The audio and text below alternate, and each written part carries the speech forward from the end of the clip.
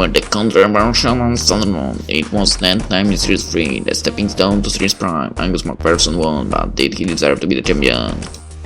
Well, in my opinion, he did. To explain to our viewers, the season he won was decided not on the track but behind the race commissioner's desk. The Scotsman won the last race because his teammate let him pass and therefore let him get just enough points to beat his championship rival, which was of course Esteban Marino. That's an illegal trick right now, if I remember correctly. Team orders like this are forbidden in Series 3, as they are in Series Prime as well, so the team ordered a completely pointless pit stop for his teammate, claiming the tires were in dangerous condition. A debatable point, since everyone saw the tires were in a more or less reasonable shape, and the decision to bring in the race leader was almost certainly overcautious at best. It was a charade for most people, though. Still, that's racing. That's a team tactic. I disagree with you. Racers should be judged based on their skill. The fact is, the whole season, barring a few exceptions, Marino outperformed McPherson, who was really just out profiting from a few disqualifications and penalties. Many of them submitted for investigation by McPherson's team. They had the worst car and the worst driver, no question about it. That's rude. Very rude. Yeah, but I met you there for the first time, and I like how you won. I like the fact that you took it. I guess, but to be honest, I didn't really have time to think about what it means. We just said they were bringing him in, and... You're right. Besides, what should you have done? Protest? I really didn't have time to think it through. And we were in so many technical disputes at that time, it didn't matter. Well, I have always hated him. I was happy he won. He is a loser. Esteban Marino, the two-time Series Prime champion. I asked in disbelief. I defeated him that time in Series 3, but he won the championship next year, and 2 more years after that, before being transferred to Series Prime and winning 47 races and 2 championships, and on his way to a third one. He's hardly a loser. I said almost irritated, and I only managed to win a single race in Series Prime, just one victory that really matters in all my years of racing. Of course he's a loser. He got lucky, and you are the better driver anyway. I didn't like this very much, but I often said these things. This kind of simplifying everything. I couldn't believe she would honestly think Esteban is a loser. I was clearly worse than him, I would admit to that anytime. It was in the statistics, he was better. I would have to be really silly to actually believe otherwise. So what do you say to his wins? He actually has a better car as well. I don't have anything to say. He's a loser, and that's that. I mean, he's a nice person when I met him and all, but you cannot compare yourself to him. She said with such conviction in her voice, it was almost scared to see how much she doesn't care about others. But she was always partial to me. Yet when she refused to look at the facts, I found that to be not logical, and I was upset. Well, I didn't know what to say. Mary saw this and... I don't know. You know, I think you are the best, and therefore you are. She is smiling. Because you said so. I picked up her happy tone, trying to forget about everything else. Yeah, that's why. You must do and think as I tell you, Mary said with playful eyes. Yes, madame. Good, let's go that way. Mary has always told me that Series Prime is about who wins, not who is the best driver. This was true of the lower Series 3 as well, and also the series under that as well. I didn't ever have any illusions as to why I was hired and moved to Series Prime as one of the cheap drivers from Series 3. But that was before, and in the last 10 years, Angus McPherson has really been able to transform into a gentleman type of driver. Yeah, it's always a joy to speak to him. He's intelligent, and he has a lot of insight and empathy for what's going on behind the scenes. And if everything switches to another team, he brings some of this conduct to it. And somehow, although he has not really been successful, a real fan of racing, you can see he loves it, and he doesn't seem to care whether he wins or not. People are jealous of you, you know, Mary said. Jealous? Of your life. My life? Oh, I realized. Of course they are. I suppose most of all they are jealous of how wonderful my wife is. Precisely. Well then you are fine.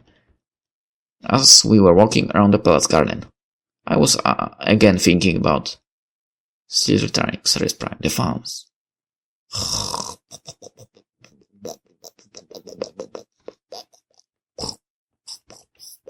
The fans? And your fans? What about them? Don't they give you some sort of happiness? They like you, after all.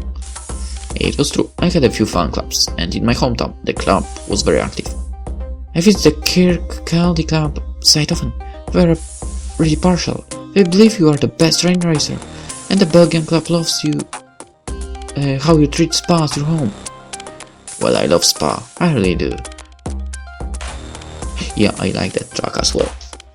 I really loved to drive on it in F1.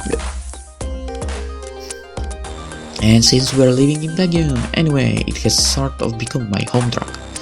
Spa-Francorchamps. For me, the most beautiful racetrack ever built.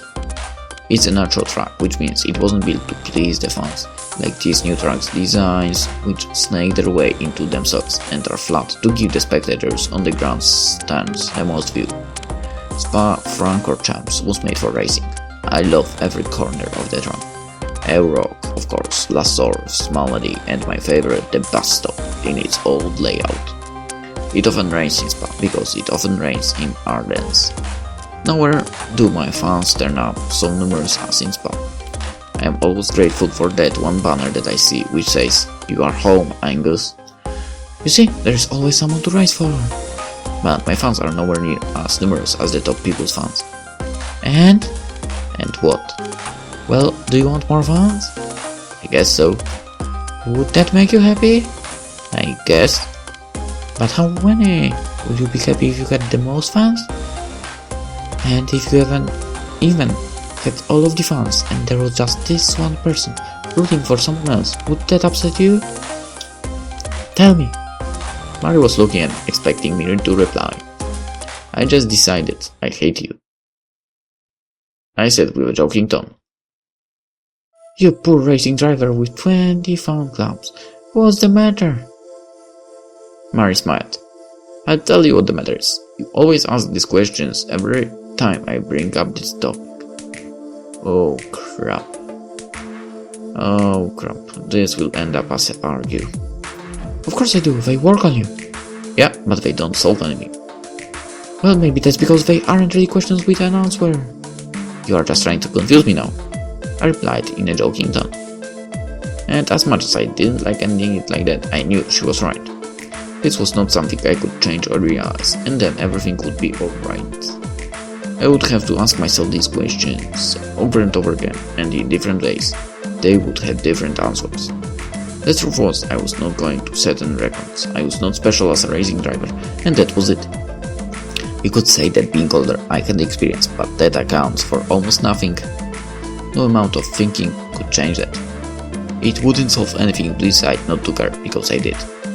I can't just throw it all away and say it doesn't matter, because the love for my wife is more important. It just doesn't resolve the situation. You with your philosophies. Yeah, I with my philosophies, but Gus, for me it's fine if you think about it, and I'm not making fun of it. I know it hurts you, and I know you care, and if I could help I would.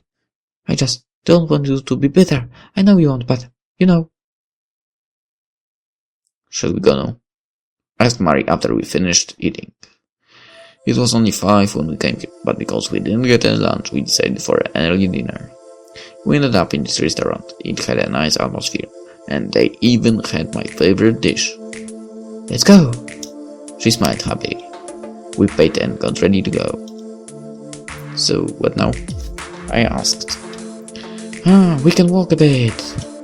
Mary said because none of us even considered going back to the hotel just yet. It was so nice to be together but first, and Mary took my hand as to let me know she wants a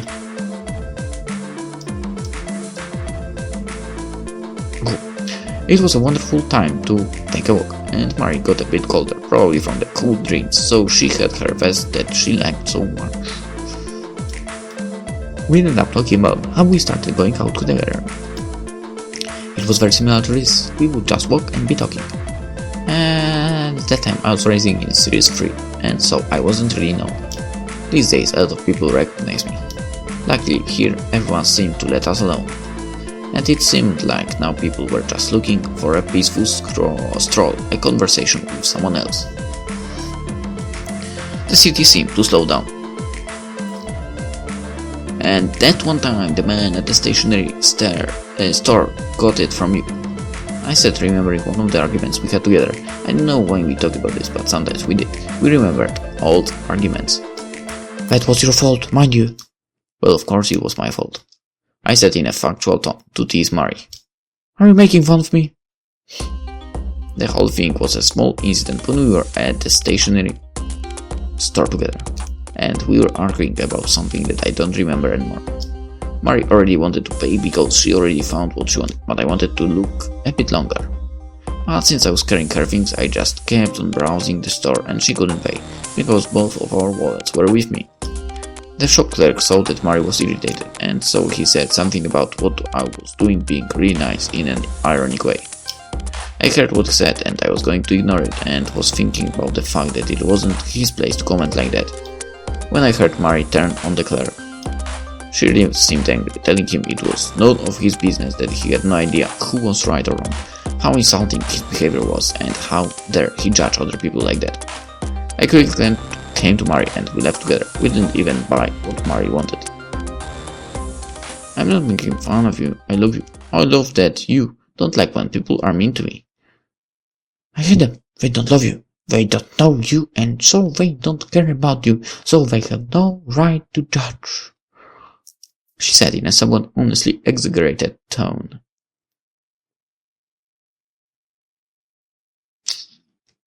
So only you can be mean to me because only you love me. A bit of tsundere here. Exactly. It was true, and that's why I told her all those things about how people criticize me, or how they judged my accomplishments. Because I knew I would feel this hate for all of them from her. And it made me feel good.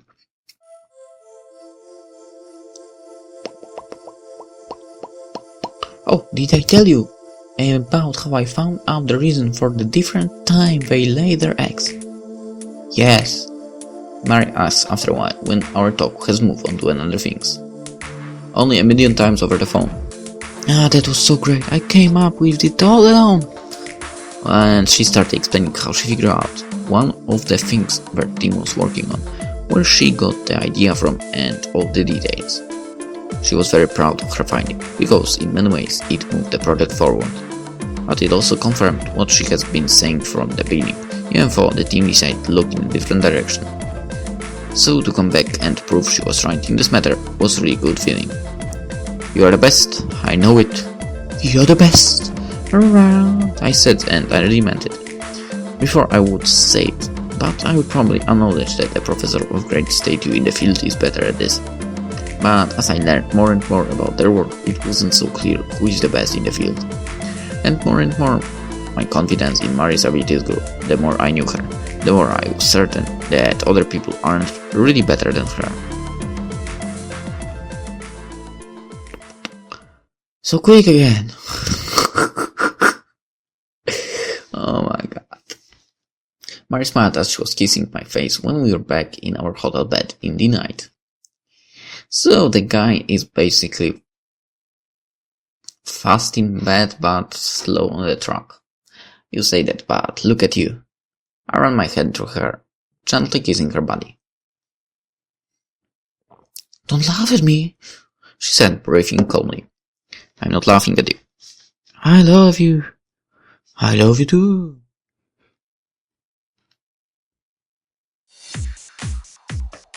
It was terrible to watch the taxi take away my Mari.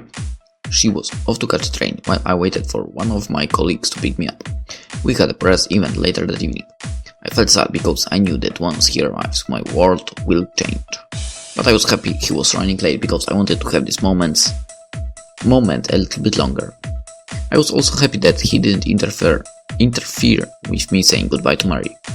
Somehow I always felt those moments should always be mine, and as much as he was a friend or an important colleague, I wanted to be alone with Mari when we say goodbye. It was important to me that we say goodbye, so that it is a proper goodbye. And that meant that there was no one except us. Because this is no one else matter. No. Wait a second.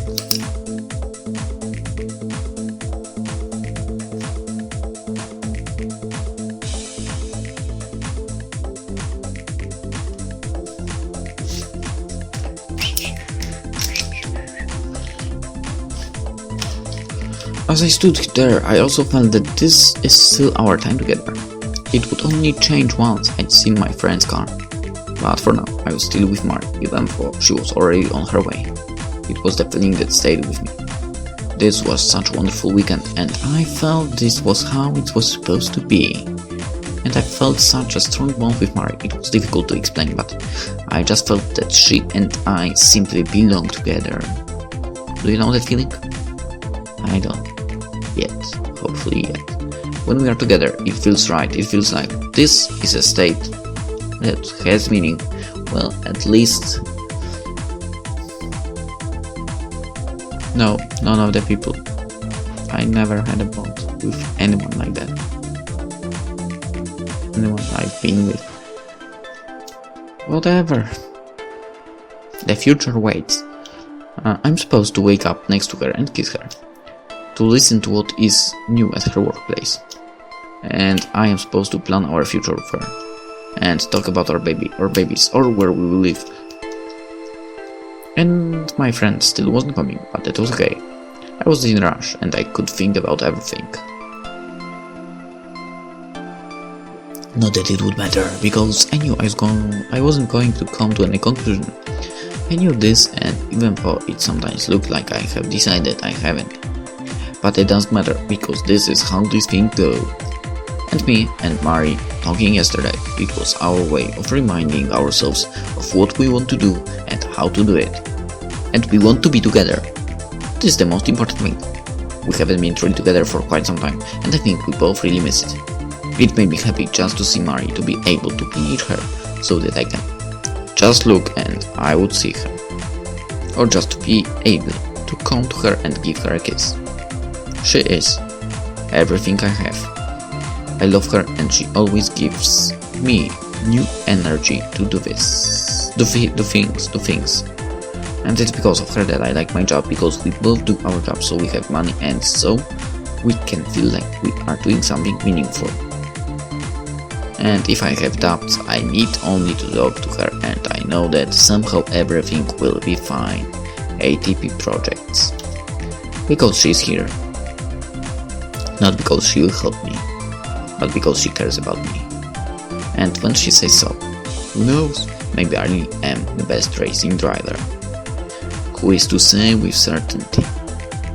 It's not possible to be perfectly fair in such an evaluation, and so it doesn't make sense, at least in Mari's belief.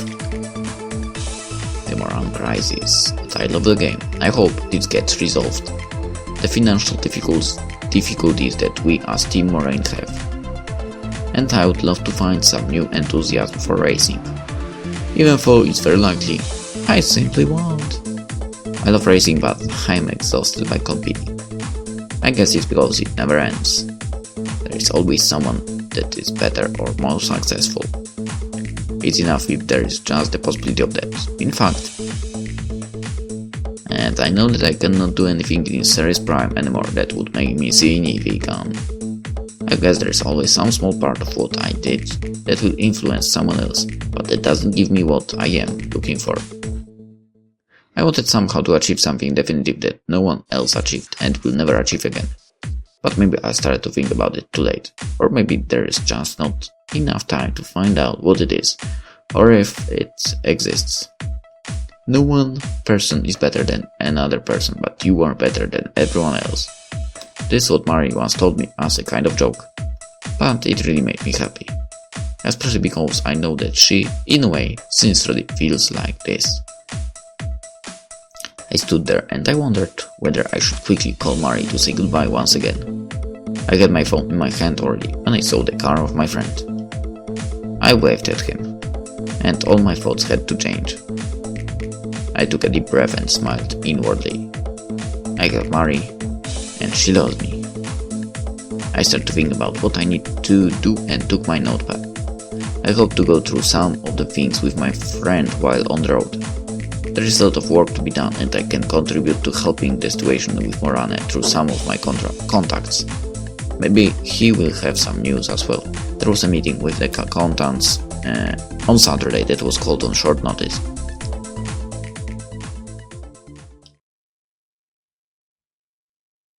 But I guess we won't know what will happen. What happened? Right, the Morane Crisis from ATP Project, Mikey. Well, what can I say? I somehow enjoy these games from ATP Project. They are short. Well, not all of them were short, but somehow they are enjoyable. They have some element that just bring me to them. Well, glad I found them. So, that was the Morane Crisis. Kind of short story, I guess. About an hour, right? So, hope you enjoyed it and see you in the next game. Bye.